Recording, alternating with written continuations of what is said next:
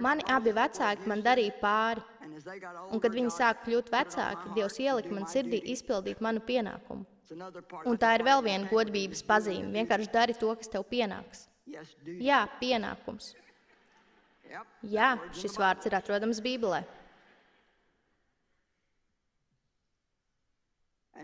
Un viņš man pateica, lai es rūpējos par viņiem, līdz viņi nomirs.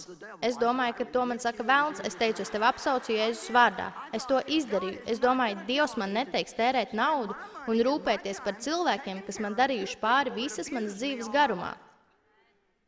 O, nevajag. O, jā, Dievs tev teiks darīt šīs lietas. Noteikti teiks. Un es nevaru teikt, ka bija kaut viena tāda reize, kad es būtu aizgājusi uz pansionātu, tāpēc, ka es gribēju iet.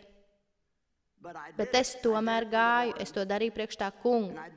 Un es to darīju tāpēc, ka zināju, ka tā ir pareizā lieta, ko darīt. Tev nav jājūtas tā, ka tu gribi darīt to, kas ir pareizi, lai izdarītu to, kas ir pareizi. Un jūs teiksiet, labi, Džoisa, bet vai tu viņus mīlēji? Man nebija nekādas pūkainas sajūtas pret viņiem, bet jā, es viņus mīlēju, jo es parūpējos par viņiem. Es lūdzu par viņiem, es viņus svētīju, es piepildīju viņu vajadzības.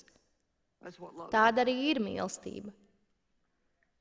Nav iespējams pārāk ilgi uz kādu dusmoties, ja tu katru dienu par viņu lūdzu.